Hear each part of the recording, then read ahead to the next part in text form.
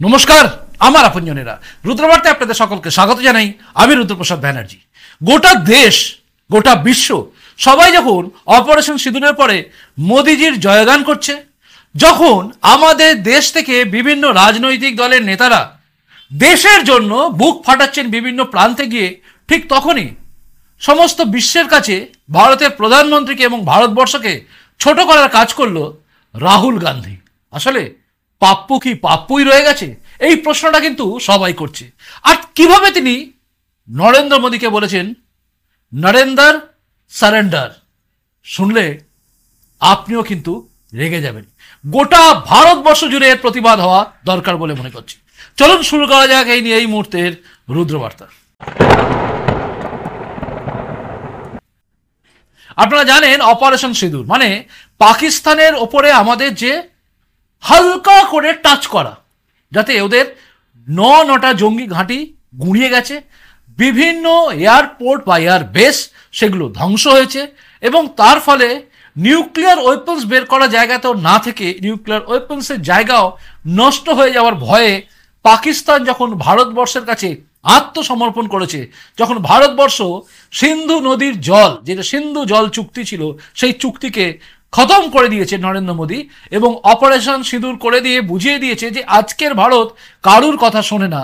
এবং যখন ভারতবর্ষের মাটিতে একটাও পাকিস্তানের পাঠানো ক্ষেপণাস্ত্র বা ড্রোন মাটি স্পর্শ করতে পারেনি, যখন নাগরিকদের ক্ষতি ব্যাপকভাবে কিছুই করতে পারেনি, তখন গোটা বিশ্বের কাছে এই দেশের প্রধানমন্ত্রীকে ছোট করার জন্য, শুধুমাত্র রাজনৈতিক ফায়দা নেওয়ার জন্য রাহুল গান্ধী যে কথা বলেছেন সেটা কিন্তু নিন্দনীয় শুধু নয়, ঘৃণ্য কথা বলেছেন তিনি। আগে শুনুন তিনি কি বলেছেন, শুনুন। उधर से ट्रंप ने एक इशारा किया, फोन उठाया, कहा मोदी जी क्या कर रहे हो?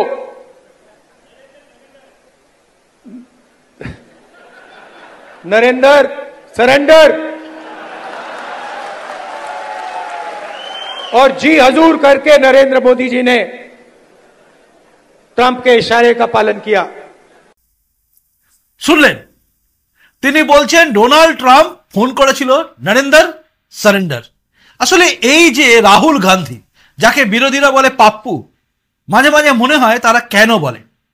এই যে কথাগুলো বলছে না, এই কথাগুলো বলে প্রমাণ করে দিচ্ছে গোটা ভারতবাসীর কাছে যে কংগ্রেস নামক দলটা যতদিন এই রাহুল গান্ধীকে মাথার ওপর তুলে রাখবে, মানে প্রজেক্ট করবে আগামী দিনের প্রধানমন্ত্রী, ততদিন পর্যন্ত ভারতীয় জনতা পার্টিকে আটকানোর ক্ষমতা কারণ নেই। কারণ কংগ্রেস যতবার এই প্রজেক্ট করবে এই রাহুল গান্ধীকে, ততবারই দেশের জনগণ যারা দেশকে ভালোবাসে তারা সবাই রিজেক্ট করবে কংগ্রেসকে। এটা একদম ধ্রুব সত্য আমার মনে হচ্ছে। আপনি ভাবুন, যখন এই রাজ্যে অভিষেক ব্যানার্জি, যাকে সবাই বিরোধীরা থেকে শুরু করে সবাই ভাইপো ভাইপো বলে, দুর্নীতির দায়ে তার নামে মামলা চলছে, সব কিছু চলছে, যখনই কোনো বক্তব্য রাখে নরেন্দ্র মোদী মাথা ঝুঁকিয়েছে এইসব টাইপের কথা বলে, সেই অভিষেক ব্যানার্জি কিন্তু এই দেশের বাইরে গিয়ে দেশের জন্যই গুণগান করছে। একবারও বলছে না কিন্তু যে মোদী এই করেছে, মোদী এই করেছে, আমাদের দেশের ক্ষতি হয়েছে, আমাদের দেশে এই হয়েছে, একবারও বলছে না। আসাউদ্দিন ওবেসি, যার কথায় কথায় মোদী সরকারকে ঘেরা, মোদীর বিরুদ্ধে বলা, বিজেপির বিরুদ্ধে সবচেয়ে বেশি চেঁচানো আসাউদ্দিন ওবেসি, একবারও দেশের বাইরে গিয়ে ভারতবর্ষের বিরুদ্ধে একটা কথা বলেননি। বারবার বলেছে পাকিস্তানের বিরুদ্ধে। অর্থাৎ জাতীয়তা বোধ, রাজনীতির জায়গায়, ধর্মের জায়গায়, কিন্তু দেশ, যখন দেশের প্রশ্ন ওঠে তখন আসাউদ্দিন ওবেসি একজন ইন্ডিয়ান হিসেবে দাঁড়িয়ে থাকে। অভিষেক ব্যানার্জি রাজনীতিগতভাবে বিজেপি বিরোধিতা করুক বা যাই করুক, যখন দেশের প্রশ্ন আসে তখন কিন্তু এক হয়ে দাঁড়িয়ে যায় যে আমি ইন্ডিয়ান। ভারতবর্ষকে ডিফেন্ড করার জন্য, ভারতবর্ষকে বলার জন্য যখন দাঁড়ায়, তখন রাহুল গান্ধীর মতো লোকেরা, রাহুল গান্ধীর মতো নেতারা, যারা বিদেশের মাটিতে বসে দেশকে বদনাম করতে সবসময় চেয়েছে, সবসময় চায় খালি নিজের জায়গা ঠিক করার জন্য, মানে আমি ভালো হব, আমি থাকলে এটা করতাম, এখন দেশ খারাপ। এই দেশ খারাপ করতে করতে পাকিস্তানের হাতে তুলে দিচ্ছে অস্ত্র, যে অস্ত্রটাতে তারা বলবে যে এই দেখো ডোনাল্ড ট্রাম্প বলেছে তাই এ সারেন্ডার করেছে, নচেত আমরা বলিনি। কোথায় নিয়ে যাচ্ছে ভারতবর্ষকে ভাবুন। ভারতবর্ষ কি অপারেশন সিঁদুরের পরে সারেন্ডার করেছে? নরেন্দ্র মোদী সম্বন্ধে এই অভিযোগ বা যেগুলো বলছে এই রাহুল গান্ধী, অ্যাকচুয়ালি কার্যত দেশ বিরোধী কথা। এটা আমার মনে হয় দেশ বিরোধী কথা, কারণ মোদী সারেন্ডার করেনি, এমন ভাবে বললো মোদির জন্য গোটা দেশ সারেন্ডার করেছে। কারণ আমরা চুপ করে গেছি, সিজ ফায়ার হয়েছে, আর এই সিজ ফায়ারটাকে বলছে নরেন্দ্র সারেন্ডার।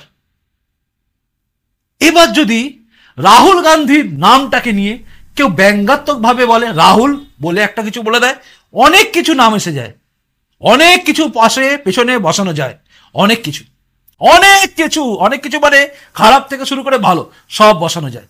এবার যদি বসাতে শুরু করে, কংগ্রেসের এই রাজ্যে যারা আছে তারা লাফালাফি করবে, এই বলে দিয়েছে, এই বলে দিয়েছে।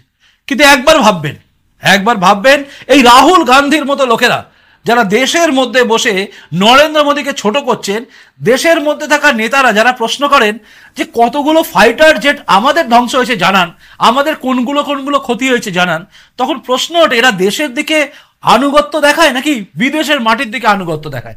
আসলে যার যেখানে পছন্দ তার সেখানে চলে যাওয়া ভালো। যদি মনে হয় আমি ইটালিতে ভালো আছি তাই ইটালিতে যাও, যদি মনে হয় পাকিস্তান ভালো তো পাকিস্তানে যাও, যদি মনে হয় চীন ভালো তাহলে বাপ চীনের কাছে যাও, যার কাছে খুশি যাও। কিন্তু আমাদের দেশের মধ্যে যারা আছে তারা যেন দেশকে নিয়ে ভাবে, যার যাকে খুশি ভালো লাগতে পারে। আমি আবারও বলছি, যার যাকে খুশি ভালো লাগতে পারে। মনে হয় যদি ভারতবর্ষটা ভালো নয়, প্রধানমন্ত্রী নরেন্দ্র মোদী ভালো নয়, যে দেশ চালাচ্ছে সে ভালো নয়, দেশটাও খারাপ আছে, তাহলে দেশ ছেড়ে চলে যাও। কারণ এই দেশটা কারোর বাপের নয়। মনে হলো দেশকে বদনাম করে দেবো, আমরা এটা সহ্য করবো না, আমরা প্রতিবাদ করব। তার কারণ আমাদের প্রতিবাদ করতে হবে সবাইকে একত্রিত হয়ে। এই রকম টাইপের কথা বলে রাহুল গান্ধীর মতো লোকেরা দেশকে ভালোবাসে, বিন্দুমাত্র ভালোবাসে। দেখুন, এই রাজ্যে অভিষেক ব্যানার্জির বিরুদ্ধে বলার জন্য আমাকে পুলিশ তুলে নিয়ে গিয়ে লকআপে রেখে দিয়েছিল। আপনারা সবাই জানেন, পুলিশ লকআপে রেখেছে, তারপরে আমাকে বের করে নিয়ে আসা হয়েছে। আমি তো রাত কাটালাম লকআপে বসে। কেন কাটালাম? কারণ অভিষেক ব্যানার্জির বিরুদ্ধে বলি। রুদ্রবার্তা যেদিন থেকে তৈরি হয়েছে সেদিন থেকে আজ পর্যন্ত প্রত্যেকটা ভিডিও দেখুন, কোথাও পাবেন না আমার দ্বিচারিতা। সবার আগে আমার কাছে দেশ, তারপর সনাতন ধর্ম, তারপরে রাজনৈতিক কোনো কিছু। তাই আমি দেশের বিরুদ্ধে কেউ কিছু বললে সেখানে প্রতিবাদ করি, সনাতন ধর্মের নামে কেউ গালাগালি দেয় সেখানে বলি, এবং রাজনৈতিক পরিস্থিতি যেখানে মানুষ বিপন্ন হয়ে যায় তার বিরুদ্ধে বলি। সে সামনে কে দাঁড়িয়ে আছে তার দিকে আমি তাকাই না, ভাবি না। কারণ ভাবনা চিন্তা করে যদি রাস্তায় নামতে হয় তাহলে এই প্রফেশন না বেছে আমি অন্য কোনো প্রফেশন করতাম যেখানে তাবেদারি করে আমার চলে যেত। সেই আমি যখন অভিষেক ব্যানার্জির বিরুদ্ধে বারবার বলি, মমতা ব্যানার্জির বিরুদ্ধে বারবার বলি, আমি বলছি অভিষেক ব্যানার্জি আজকে বিদেশে গিয়ে যে কথাগুলো বলছে তাতে আমাদের গর্ববোধ হচ্ছে। এটা হওয়া উচিত। সবচেয়ে প্রথম পরিচয় হওয়া উচিত আমি একজন ইন্ডিয়ান, যেটা আসাউদ্দিন ওবেসি বলে। আসাউদ্দিন ওবেসির দল আকবরউদ্দিন ওবেসির বিরুদ্ধে আমার মনে হয় আমি যেভাবে ভিডিও করেছি আমার সমগোত্রীয় অনেকেই করেননি। যে ভাষায় আমি আক্রমণ করেছি আসাউদ্দিন ওবেসির কথা বা আকবরউদ্দিন ওবেসির বিরুদ্ধে, যে ভাষায় আমি ইউজ করি, কারণ আমার মনে হচ্ছে ধর্মকে গালাগালি দিলে আমি বলবই। সেই আসাউদ্দিন ওবেসিকে আমি বলি, তাকে আমি স্যালুট জানাই, কারণ তার দেশ প্রেম, সেখানে গিয়ে আমি শেষ। দেশ প্রেমটা সবচেয়ে বড়। দেশকে যে ভালোবাসে তাকে আমি অটোমেটিক হতে ভালোবাসবো। তার ধর্ম তার কাছে, আমার ধর্ম আমার কাছে, কিন্তু সবার আগে আমার কাছে দেশ। দেখছিলাম একজন ইউটিউবার মুসলিম, কিন্তু সে যেভাবে বোঝাচ্ছে দারুণ লাগছিল। তার শর্টসগুলো আমি দেখছিলাম, নামটাই মুহূর্তে মনে পড়ছে না। দারুণ লাগছিল যেভাবে বলছিল যে যারা পাকিস্তানকে ভালো ভাবছো, বাংলাদেশ নিয়ে খুশি হচ্ছ, বাংলাদেশের ভূমিকা নিয়ে পাকিস্তানি খুশি হচ্ছ, তারা কেন হচ্ছ? কারণ এই দেশটা আমাদের, কথাটা বলা খুব দরকার। সবার আগে দেশ, তারপরে ধর্ম, এই কথাটা সর্বত্র হওয়া উচিত। যেটা আমি রুদ্রবার্তা প্রথম থেকে বলে আসছি।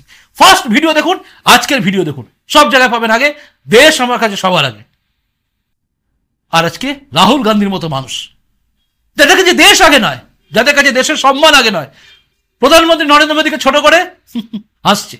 এই হাসি, এরা অ্যাকচুয়ালি কি দেশটাকে ভালোবাসে? প্রধানমন্ত্রী নরেন্দ্র মোদী সারেন্ডার, নরেন্দ্র সারেন্ডার, মানে মোদী সারেন্ডার করেছে, তার মানে দেশটাকে ছোট করে দিয়েছে। আসলে দেশের প্রতি যে প্রেম ভালোবাসা নেই এদের মধ্যে, না থাকাটাই স্বাভাবিক। কারণ যে গান্ধী গান্ধী গান্ধী করেন, রাহুল গান্ধী বা রাজীব গান্ধী বা ইন্দিরা গান্ধী, এরা কেউ গান্ধী নয়। মোহনদাস করমচাঁদ গান্ধীর গান্ধী আর এই রাহুল গান্ধীর গান্ধী দুটোকে এক জায়গায় আনবেন না। গেন্ডি থেকে গান্ধী হওয়া, পদবি চেঞ্জ করা, আর মোহনদাস করমচাঁদ গান্ধী দুজন আলাদা। তাই ভাবতে হবে, ইতিহাসের পাতা খুলতে হবে। আমি মিথ্যা বলছি তাহলে আজকে তো আছেই, খুলে নিন। এআই তো আছে, এআই দিয়ে দেখে নিন, সার্চ করুন চ্যাট জিপিটিতে, এআই বিভিন্ন টুল আছে, তাতে খোঁজ নিন আমি মিথ্যে বলছি কিনা, যে এই রাহুল গান্ধীদের অ্যাকচুয়াল গান্ধী টাইটেল নাকি অন্য কোনো টাইটেল। ইন্দিরা গান্ধী এবং মোহনদাস করমচাঁদ গান্ধী দুজনে কি একই গান্ধী, জেনে নিন। তাই দেশপ্রেম, গান্ধী মানেই দেশপ্রেম যেগুলো বলা হয়, সেই দেশপ্রেম সেই গান্ধী এরা নয়। তাই মনে হয় এদের দেশপ্রেম কোথায় যেন গিয়ে ফিকে হয়ে যায়। প্রশ্ন ওঠে কেন এই কথা বলছেন রাহুল গান্ধী? নরেন্দ্র সারেন্ডার, এই কথা বলার পরে কিন্তু দেশ জুড়ে একটা কথা উঠেছে যে এই লোকটা মানে রাহুল গান্ধী যদি প্রধানমন্ত্রী প্রজেক্ট করে বারবার কংগ্রেস এগোয়, তাহলে বারবার লাগাতার বিজেপি থাকবে, আর কোনো দল আসতে পারবে না। এটাই বাস্তব সত্যি। একেই যদি অপোজিশনের সমস্ত লিডাররা মাথায় তুলে রাখে, তাহলে ওই অপোজিশন দলটা একদিন পাকের তলায় ঢুকে যাবে। লিখে রাখুন। যাই হোক, আমি যেটা বললাম সেটা আপনার ঠিক মনে হতে পারে, নাও মনে হতে পারে। যদি মনে হয় আমি কোথাও ভুল বলেছি জানাবেন, আমি অবশ্যই আমার ভুলটা স্বীকার করে নেব। আর যদি মনে হয় আমি ঠিক বলেছি, তাহলে লাইক করবেন, জানাবেন, এবং তার সঙ্গে সঙ্গে শেয়ারও করবেন সবাইকে, কারণ এটা জানার দরকার আছে। ভোট তো আবারও আসবে, তার আগে জানার দরকার আছে সবকিছু। এটাই ছিল এখনকার রুদ্রবার্তা। ভালো থাকুন, ভালো থাকার চেষ্টা করুন, মাথা উঁচু করে বাঁচুন, আর সবার আগে দেশ, এটা মেনে চলুন। আসি, নমস্কার, বন্দে মাতরম, ভারত মাতা জয় হোক, জয় হিন্দ।